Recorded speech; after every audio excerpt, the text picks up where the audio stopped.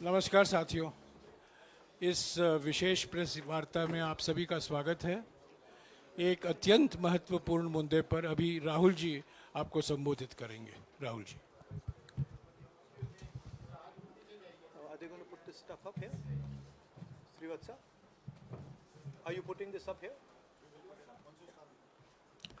नमस्कार, कैसे हैं? आप थोड़े शेल शॉक्ड लग रहे हो। ये कांग्रेस पार्टी ने क्या कर दिया, कैसे कर दिया? हाँ, अच्छा एसी के कारण है ये। अच्छा ज्यादा लोग आ गए। ओके। नहीं देखिए, आज हम बड़ी इंपॉर्टेंट चीज के बारे में आपको कहना चाहते हैं। पहली बार हमने नोट किया कि चुनाव के समय प्रधानमंत्री ने, होम मिनिस्टर ने और फाइनेंस मिनिस्टर ने स्टॉक मार्केट पर टिप्पणी दी। प्रधानमंत्री ने 2-3 बार, 4 बार देश को कहा कि स्टॉक मार्केट तेजी से आगे बढ़ने जा रही है। होम मिनिस्टर ने सीधा कहा कि 4 जून को स्टॉक मार्केट आसमान में जाएगी, लोगों को खरीदना चाहिए। और यही मैसेज फाइनेंस मिनिस्टर ने दिया। फर्स्ट, ये आज थोड़ा हम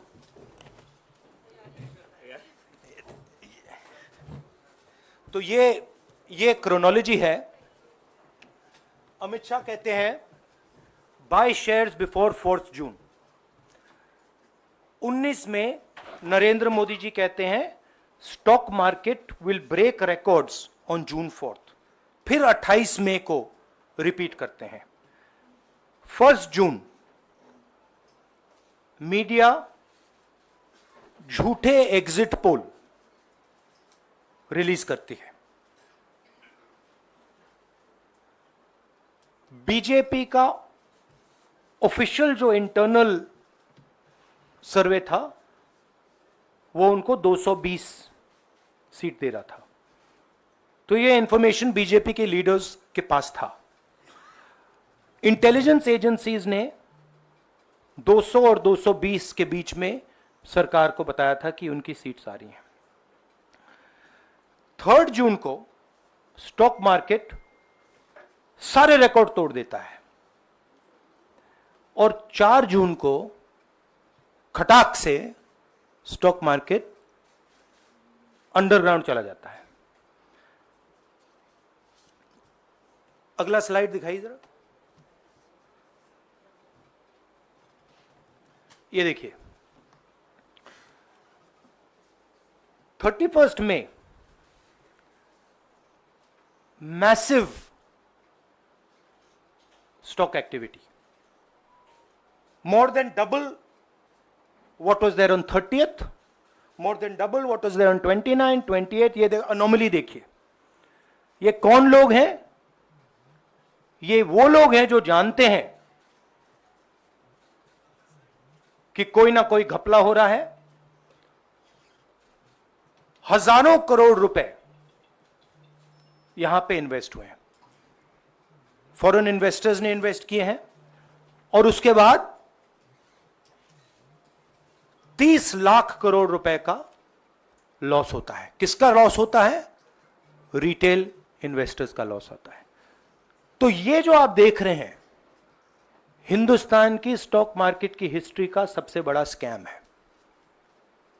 और इसके बारे में हम कुछ सवाल पूछना चाहते हैं। पहला सवाल, why did PM and HM give specific investment advice to the 5 crore families investing in the stock market? Is it their job to give investment advice? Second, why both interviews were given to the same media house owned by the same business group, which is also under SEBI investigation for manipulating stock market? Third, what is the connection between the BJP, the fake exit pollsters and the dubious foreign investors?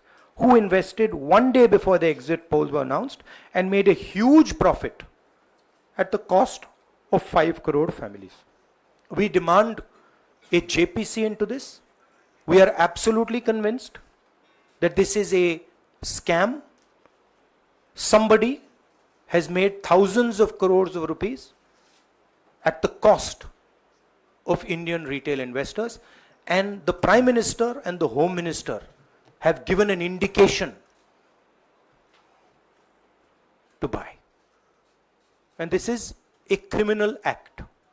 So we demand today a joint parliamentary committee to investigate this.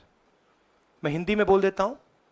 प्रधानमंत्री ने देश की जनता को investment advice क्यों दी, और 5 करोड़ परिवारों को जो इन्वेस्ट करते हैं उनको प्रधानमंत्री ने, होम मिनिस्टर ने स्टॉक खरीदने का आदेश क्यों दिया.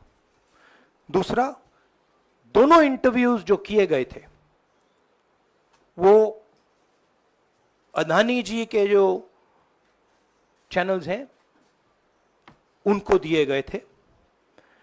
उन पर सेबी का इन्वेस्टिगेशन हो रहा है, तो उन चैनल्स का क्या रोल है. और बीजेपी के बीच में जो फेक एग्जिट पोलस्टर्स हैं और ये जो फॉरेन इन्वेस्टर्स हैं, इनके बीच में क्या कोई रिश्ता है, और अगर रिश्ता है तो क्या है. हम जेपीसी चाहते हैं, हम इन्वेस्टिगेशन चाहते हैं, और देश इसकी सच्चाई जानना चाहता है. धन्यवाद. शुक्रिया राहुल जी. साथियों, अभी अभी राहुल जी ने आपको स्पष्ट तरीके से क्रोनोलॉजी समझ लिया है. बार बार गृह मंत्री कहते थे अब क्रोनोलॉजी समझिए. आज राहुल जी ने देश को क्रोनोलॉजी समझाया है. इसके ऊपर अगर आपके सवाल हैं तो एक एक करके आप पूछेगा, एक एक करके पूछेगा. I haven't said the chronology in English, so I'll say the chronology in English. 13th May 2024, the Home Minister says, buy shares before 4th of June. This is a clear indication to retail investors and others to buy stock.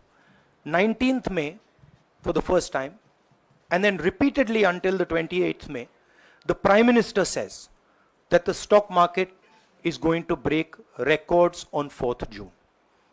Finally, on 1st June, completely fictitious exit polls are released. These investors are given a completely wrong impression. And on the 3rd of June, as we all know, the stock market breaks all records and then crashes on the 4th of June.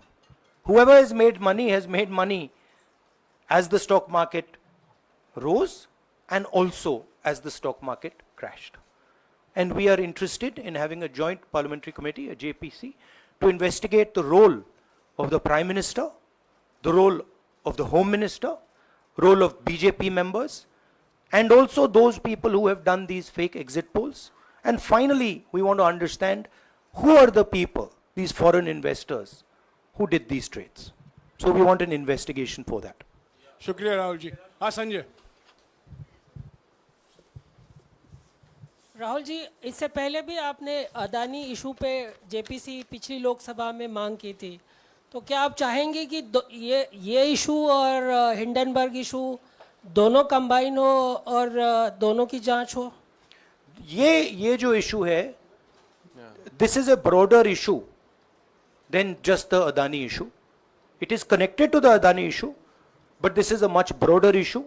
This is directly the Prime Minister of India, Home Minister, who are privy to data on actual election results, who have IB reports, who have their own data, who are advising retail investors to buy stock on the 4th. This has never happened before. And by the way, the Prime Minister has never commented on stock market before this. This is the first time the Prime Minister has commented, very interestingly, and multiple times, one after the other, saying that Stock market is going to boom, stock market is going to boom, stock market is going to boom. And at the same time, he has information that the exit polls are wrong. He has information that he knows what is going to happen because he has IB data and he also has his own party data. हाँ जी रवि। राहुल जी, मेरा सवाल यही है कि जी news ने भी ये सारी चीज बताई है जनता को कि कई चैनलों ने मिलकर ये सब चीज किया है, जिस तरह से एग्जिट पोल करके लोगों को गुमराह किया है, जिस तरह से शेयर बाजार में सारा कुछ हुआ है, जी न्यूज़ ने भी इस मामले को उठाया है और बताया है। और आपके कहने का सीधा अर्थ है कि अडानी को इसका फायदा उठाने के लिए किया गया है? नहीं, मेरा कहने का ये अर्थ है कि उसमें अदानी इन्वॉल्व हो सकता है, मगर ये अदानी से बहुत बड़ी चीज है। इसमें बीजेपी के सबसे बड़े नेताओं ने कहा है, रिटेल इन्वेस्टर्स को मैसेज दिया है कि आपको स्टॉक खरीदना चाहिए। उनके पास इंफॉर्मेशन थी कि एग्जिट पोल्स गलत हैं, उनके पास इंफॉर्मेशन थी कि बीजेपी को फुल मेजॉरिटी नहीं मिलने वाली है, और वो जानते थे 3 जून को और 4 जून को क्या होने वाला है। कितने का 30 लाख, कितना 30 लाख करोड़ का नुकसान हुआ है, कितने का 30 लाख करोड़ रुपए का नुकसान हुआ है और हजारों लाखों करोड़ रुपए का चुने हुए लोगों को फायदा हुआ है। और हम इंक्वायरी चाहते हैं प्रधानमंत्री पर, होम मिनिस्टर पर, जिन्होंने एग्जिट पोल किया उन पर, और ये जो फॉरेन इन्वेस्टर्स हैं उन पर। हाँ शमिन।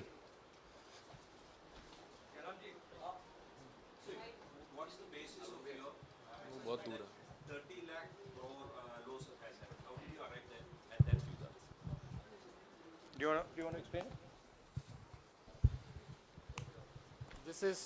This is based on the value, market value of all the companies the day before the results came, and the market value of the stock market of all the companies at the end of the day on results. हाँ संजीव, एक minute Sanjeev. Rahul ji, you've talked about, are you alleging the involvement of the Prime Minister and the Home Minister? Yes. And whose money is it? Yes, Are you that saying is it what I their am money? saying. I am saying that people very high up in the BJP have carried out this scam. I am saying they had partners who carried out these exit polls. We would like to know if these exit polls were actually carried out, if people were actually sent out, and we'd also like to know the methodology of these polls. We'd like to understand who these investors are. We have some sense of who these investors are. So we are not just speaking out of the air. We are confident that if an investigation is done, interesting things will be revealed.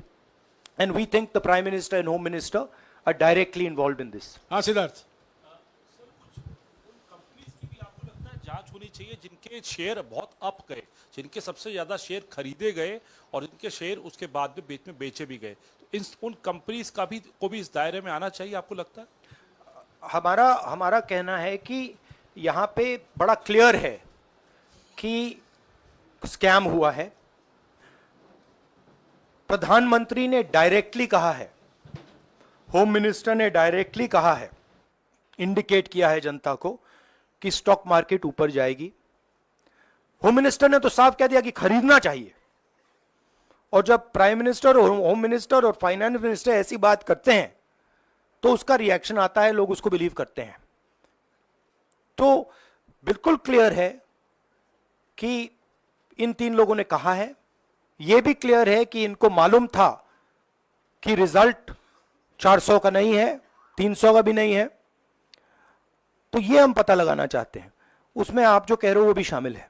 Rahul ji, Brahma Prakash Dubey, India daily live से। मेरा सवाल यह है कि जो आपने बताया है इतना बड़ा स्कैम है, पहले भी आपने कई मामले उठाए हैं, जेपीसी की मांग पहले नहीं मांगी गई है, तो क्या आपने कहा ये आपराधिक मामला है, क्या कोर्ट में जाएंगे या पुलिस में शिकायत दर्ज करेंगे? क्योंकि आप कह रहे हैं बहुत बड़ा घोटाला है ये। नहीं भैया, मैंने अभी आपको बोला हम जेपीसी डिमांड कर रहे हैं, इन्वेस्टिगेशन डिमांड कर अगर रहे नहीं मांगते तो पुलिस में, कोर्ट में जाएंगे? जो भी करना है करेंगे, बट हम आपको ये इंफॉर्मेशन दे रहे हैं कि ये जो हुआ है ये नॉर्मल चीज नहीं है। इसमें प्रधानमंत्री ने इंडिकेशन दिया है, होम मिनिस्टर ने इंडिकेशन दिया है, फाइनेंस मिनिस्टर ने इंडिकेशन दिया है, अदानी जी के चैनल्स के थ्रू इंटरव्यूज किए हैं, और फाइनली लोगों ने इन्वेस्ट किया है, लोगों ने फाइनेंशियल एक्शन लिया है, कंपनीज ने शेयर खरीदे हैं। इसी विषय पर एक मिनट इसी विषय पर, इस स्टॉक मार्केट घोटाले पर ही हम सवाल ले रहे हैं। मौसमी, इसी विषय पर कीजिएगा बस। एक मिनट, आ रहा हूं यार, एक मिनट, राहुल जी एक करके आ रहा हूं यार। राहुल जी, हम लोग ने पहले भी देखा है कि आप लोग ने कई बारी जब सेशन होता है तो सत्ता पक्ष और विपक्ष आमने सामने होता है, जेपीसी की मांग होती है और सेशन पे सेशन वॉश आउट हो जाते हैं और जनता का पैसा वेस्ट होता है। तो क्या आपको ये तो लगता है बीजेपी की लाइन है।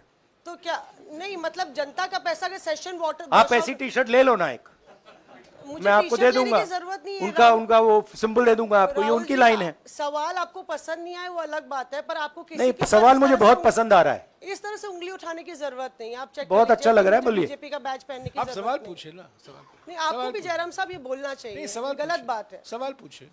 मेरा बस ये सवाल था कि जेपीसी की मांग पे कई बारी कामकाज ठप हो जाता है, तो क्या आपको लगता है कोई और भी राह आप लोग सड़क की राह इख्तियार कर सकते हैं, क्योंकि ये आम आदमी का पैसा है।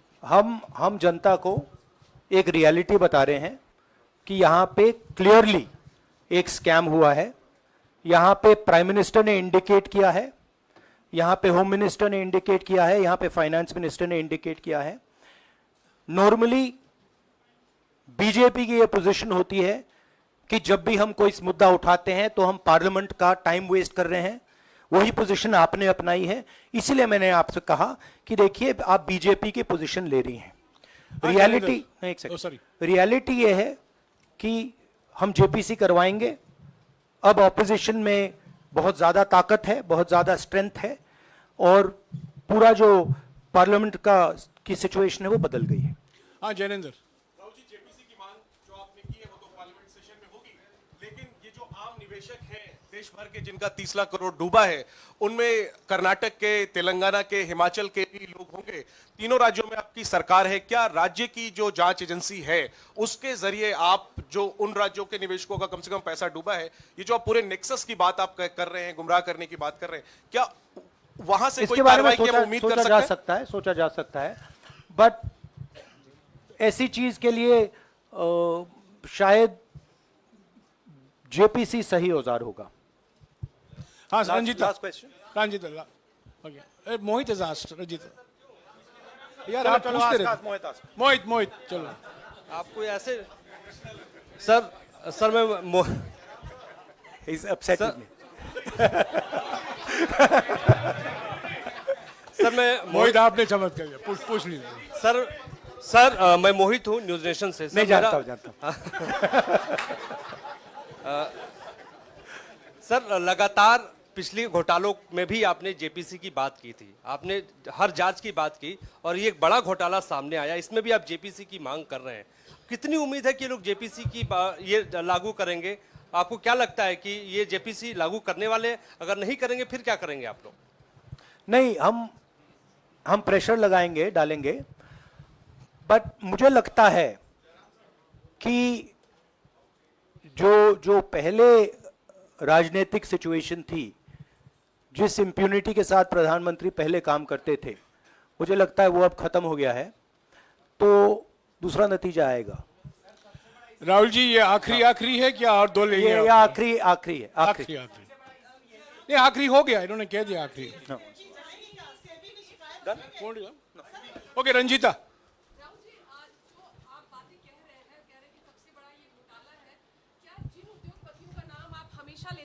चुनावी जो रैलियां रही हैं उसमें भी और उसके बाद भी, क्या आप कहना चाहते हैं कि सरकार ने मदद की है उन उद्योगपतियों को और अमीर बनाने में? नहीं, मैं कह रहा हूं, मैं सिर्फ सरकार की बात नहीं कर रहा हूं, मैं दो इंडिविजुअल्स की बात कर रहा हूं।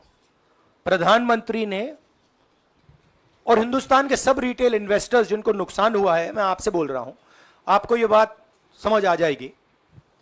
आपका पैसा गया है, आपकी कमाई गई है, आपको नुकसान हुआ है, और इसमें करोड़ों युवा हैं जो ईमानदार हैं, तो नरेंद्र मोदी जी ने, अमित शाह जी ने आपको मैसेज दिया कि 4 तारीख को स्टॉक मार्केट आसमान छुएगी और आपने उन पर भरोसा किया। मगर सच्चाई यह थी कि नरेंद्र मोदी को मालूम था कि 4 जून को स्टॉक मार्केट आसमान नहीं छुएगी। 4 जून को स्टॉक मार्केट का जबरदस्त नुकसान होने जा रहा है, क्योंकि उनके पास इंटेलिजेंस की रिपोर्ट थी और बीजेपी का जो इंटरनल असेसमेंट था 220 सीट का, वो उनके हाथ में था। तो मेरा यह सवाल है और मैं आपसे, इन्वेस्टर से कहना चाहता हूं कि आपको जो चोट पहुंची है, जो आपको दर्द हुआ है, वो चोट नरेंद्र मोदी जी और अमित शाह के बयान ने आपको पहुंचाई है। और हजारों करोड़ रुपए किसी ना किसी ने चोरी किए हैं, वो आपके जेब से गए हैं, रिटेल इन्वेस्टर्स के जेब से गए हैं। तो मैं चाहता हूं, आपके लिए बोल रहा हूं, मैं आपके लिए बोल रहा हूं कि इन्वेस्टिगेशन होना चाहिए, पता लगाना चाहिए कि प्रधानमंत्री जी ने, होम मिनिस्टर ने आपको यह गलत इंफॉर्मेशन क्यों दी, और ये कौन लोग हैं, इन्वेस्टर्स जो हैं, फॉरेन इन्वेस्टर्स हैं, जिन्होंने इस दिन फायदा उठाया। ये देखिए ग्राफ है, ये रेड चार्ट जो है, इसको देख लीजिए। ये नॉर्मल ट्रेडिंग है, ये नॉर्मल ट्रेडिंग है, ये ग्रे वाली नॉर्मल ट्रेडिंग है, और ये जो ट्रेडिंग है ये अबनॉर्मल ट्रेडिंग है, ये 2-3 गुना है, और फिर ये हुआ है नुकसान। तो ये नरेंद्र मोदी जी और अमित शाह से मैं पूछ रहा हूं कि आप में इसमें आपका क्या रोल था, और रिटेल इन्वेस्टर्स के लिए पूछ रहा हूं, आपकी मदद के लिए, आपकी मदद करने के लिए पूछ रहा हूं, और इन्वेस्टिगेशन होगा तो आपके लिए होगा। धन्यवाद। शुक्रिया।